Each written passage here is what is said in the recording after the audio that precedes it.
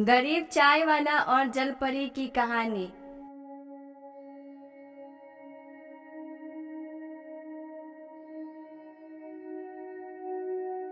किसी गांव में मदन नाम का एक गरीब चाय वाला रहता था।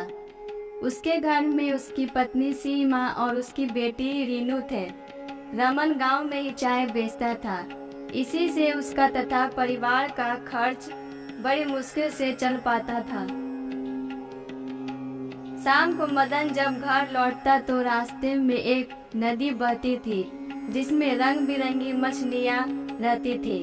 उन मछलियों को वह आटे की गोलियां खिलाया करता था। ऐसा करने से उसके मन को बड़ी शांति मिलती थी और मछलियां भी उससे खुश रहती थी। गरीबी के कारण मदन अपनी बेटी रीनू के स्कूल की फीस बड़ी मुश्किल से भर पाता था। एक दिन रीनू स्कूल से रोते हुए घर आई।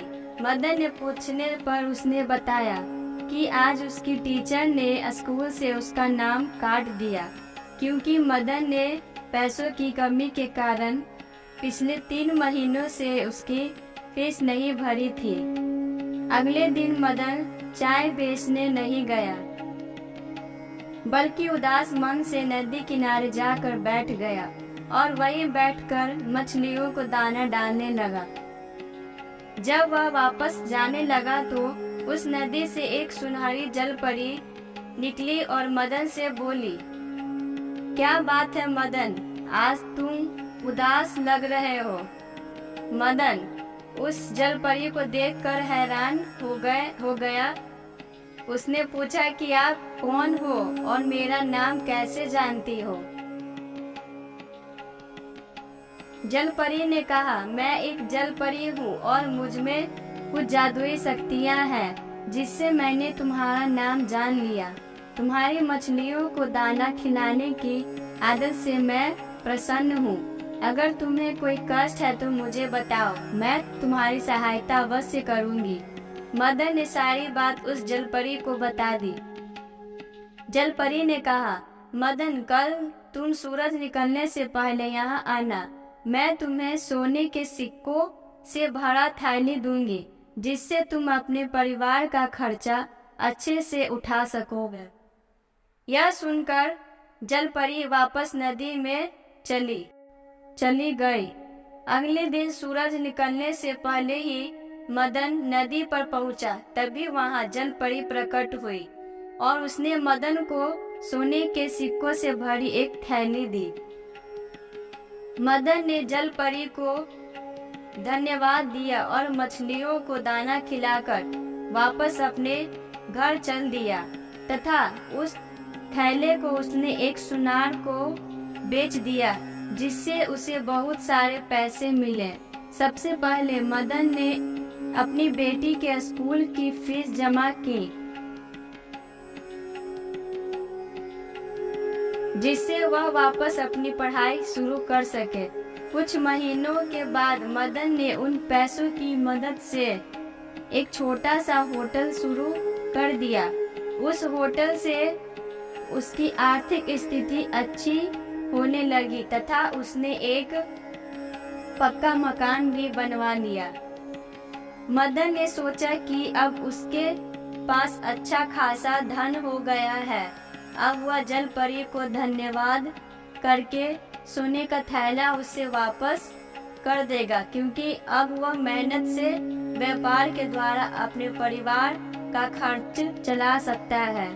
ऐसा सोचकर वह रात को जल्दी सो गया। उसी गांव में रमेश और सुरेश नाम के 2 व्यक्ति रहते थे। वे मदन की सफलता से ईर्ष्या रखने लगे कि वह इतनी जल्दी कैसे धनी व्यक्ति बन गया। किसी तरह उन्हें सोने के सिक्के वाली बात पता चल गई। अब वह रमेश और सुरेश ने एक योजना बनाई कि कल जब वह नदी के पास जाएगा तो हम उसके सोने के सिक्कों की थैली उससे छीन लेंगे। योजना के अनुसार दोनों ने मदन का पीछा किया और नदी के पास ही एक झाड़ी के पीछे छिप गए।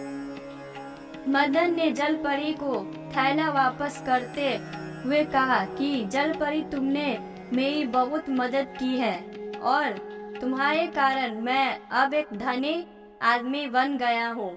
साथ ही मैंने अपना व्यापार भी शुरू कर लिया है, इसीलिए मैं यह सोने के सिक्के की थैली आपको लौटाने चाहता हूँ। जलपरी मदन की ईमानदारी से बड़ी प्रसन्न हुई। अभी वह बात कर ही रहे थे कि रमेश और सुरेश दोनों ने मदन को पकड़ लिया और उसे धमकाने लगे और थैला देने के लिए कहा।